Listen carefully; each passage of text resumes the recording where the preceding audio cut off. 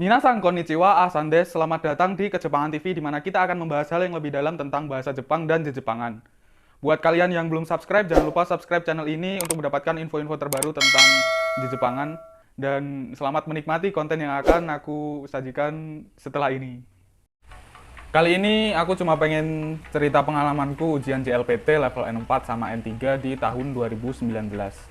Sama pengambilan sertifikatnya juga.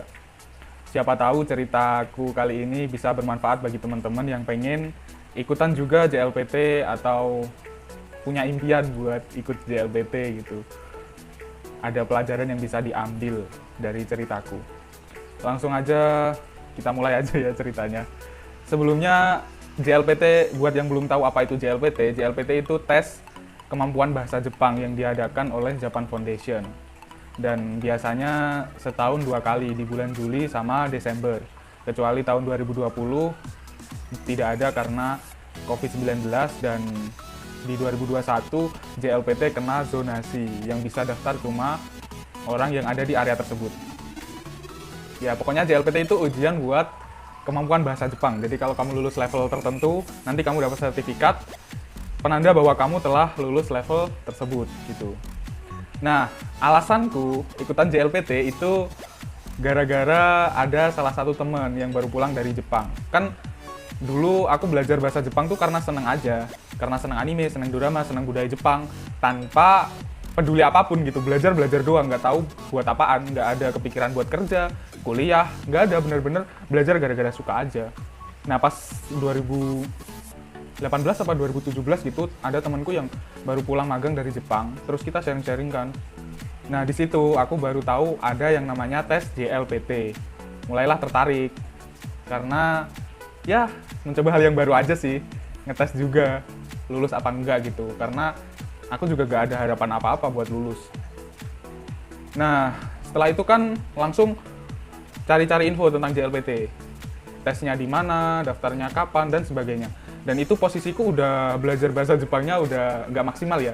Jadi aku belajar bahasa Jepang secara teorinya tuh 2017 mungkin sampai 2018-an lah. Tapi setelah itu, setelah kondisiku aku ketemu sama temanku tadi, udah belajarnya tuh udah yang pengen aja. Kalau pengen belajar, kalau enggak ya nggak belajar gitu. Suka-suka doang. Tapi nekat ikut JLPT. Nah, di tahun 2019 akhirnya kan tahu diselenggarakan 2 kali, Juli sama Desember. Akhirnya di Juli aku memutuskan untuk ikut. Pendaftarannya kan kalau nggak salah Januari kan, atau Maret ya, udah lupa. Pokoknya kisaran itu pendaftaran dibuka, aku langsung daftar. Waktu itu kepikiran mau ambil level N berapa ya? Mau ambil N3, tapi kok sombong banget. Ya udah deh N4, karena aku ngerasa N5 kayaknya udah terlewati dah gitu. Akhirnya daftar N4. Terus setelah daftar tidak belajar sama sekali. Seperti orang-orang di luar sana, daftar terus tinggal. Begitu mau ujian baru belajar kebut. Tapi aku nggak belajar sama sekali sih.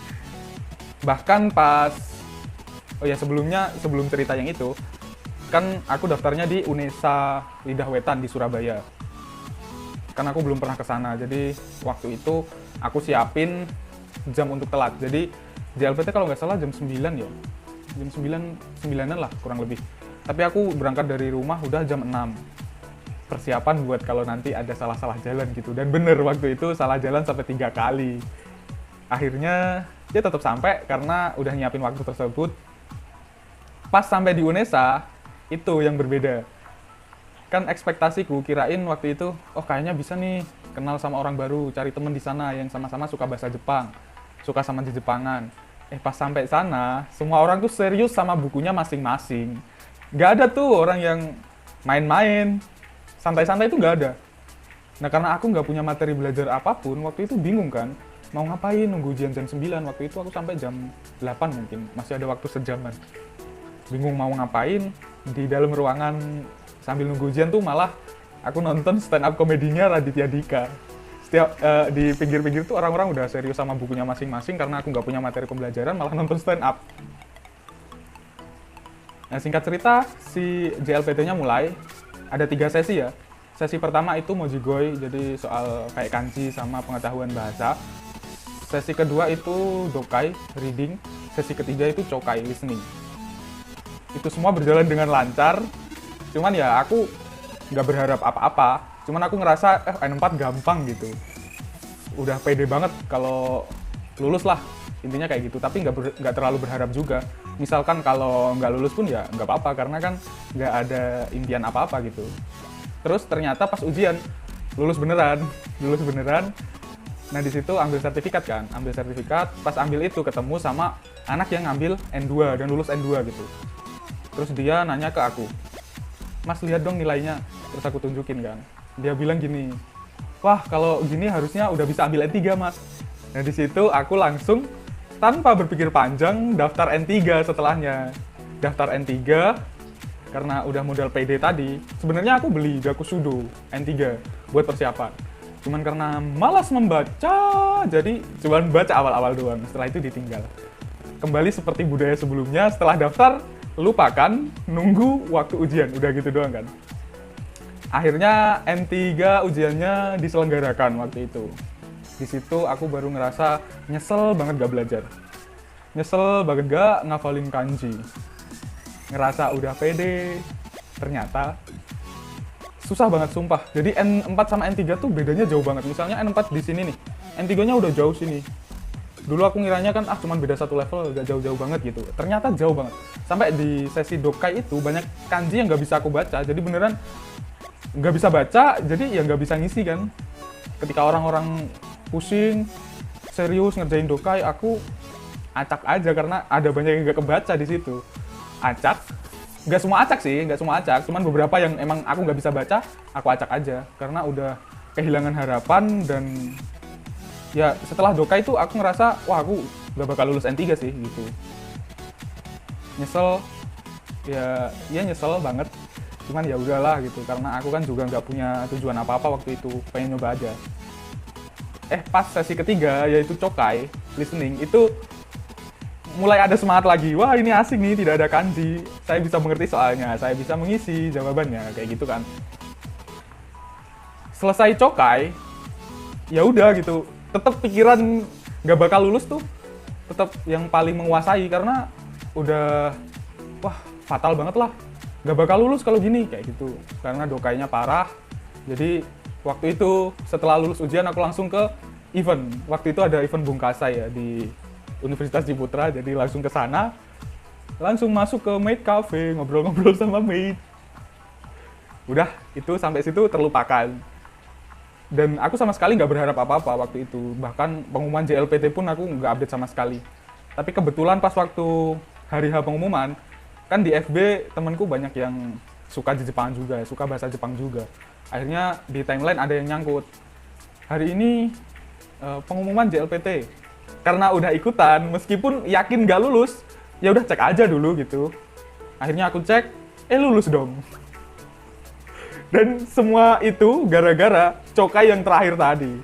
Jadi Chokaiku nilainya cukup tinggi, dan Dokai sama Mojigoi nilainya udah tercukupi. Total nilainya mencukupi nilai minimal, akhirnya lulus gitu. Wah gila, ini keajaiban seperti apa gitu, kok bisa pas banget gini. Sampai gak percaya, cuman ya seneng waktu itu, seneng. Dan ya seperti biasa aku upload di sosmed kan, karena ya bangga. Meskipun kayaknya sih hoki, bukan kayaknya sih, absolutely hoki sih. Karena Chokai doang, sisanya ya nambal-nambal nilai. Dan akhirnya sertifikat N3 pun aku dapatkan di tahun 2019. Emang kalau dari ceritaku bukan yang menginspirasi banget sih. Kebanyakan inilah faktor hoki lah, cuman punya N4 sama N3 di ujian 2019 di 1 tahun tuh menurutku cukup mantap. Dan aku tuh sekali nyoba dua-duanya, N4 sekali nyoba, N3 sekali nyoba. Dan ketika aku masuk ke dunia Jepangan, mulai ngonten di Instagram, bikin video, kan mulai kenal tuh orang-orang yang di bidang Jepangan juga. Ternyata N3 itu levelnya udah keren banget, dan wah parah sih, orang-orang berharap bisa lulus N3, ternyata aku lulusnya hoki gitu. Dan selain itu, karena ambil ujiannya 1 kali doang dua-duanya, orang-orang juga pada bertanya-tanya gitu. Anjir, ini orang diberkahi, masa sekali nyoba berhasil, terus hoki dan segala macam. Tapi di luar semua itu, aku bersyukur bisa lulus N3 sama N4 sih. Kalau misalkan next JLPT ada lagi, aku bakal nyoba N2, cuman nggak ngerti ya. Bakal hoki apa enggak? Yang penting coba aja dulu ya kan. Hasilnya mah urusan belakangan. Sekarang yang penting maksimalin dulu kualitasnya, bahasa Jepangnya, pengetahuannya dimaksimalin dulu, ujian semaksimal mungkin. Setelah itu, urusan hasil lulus atau enggak mah terima aja gitu. Terima kasih buat yang mau dengerin ceritaku sampai sini. Semoga bermanfaat ya. Meskipun ya secara overall ceritaku soal hoki aja sih. Tapi pelajaran yang bisa kamu ambil ya persiapan sebelum ujian tuh dipersiapin banget. Kayak belajar ngafalin kanji dan segala macam. Soalnya hoki tuh nggak bisa menghampiri terus-menerus. Bisa jadi kalau kamu nggak hoki ya nggak lulus gitu. Tapi kalau kamu udah ada persiapan yang mateng, soalnya bisa kebaca, ya setelah ujian pede-pede aja gitu. Sama kayak aku pas N4, setelah selesai ujian kan pede banget tuh buat lulus, karena emang ngerasa, wah soalnya gampang, aku bisa jawab. Tapi pas N3, kan gara-gara semuanya, gara-gara cuman hoki doang, setelah ujian aku ngerasa nggak bakalan lulus. Nggak bakalan lulus. Lulus ya keajaiban aja buatku gitu. Bukan berarti aku udah jago bisa lulus N3, tapi karena ya hoki gitu aja sih. Ya, terima kasih buat yang udah nonton. Semoga bermanfaat dan sampai jumpa di video kejepangan selanjutnya. Bye bye. Mata aimasho.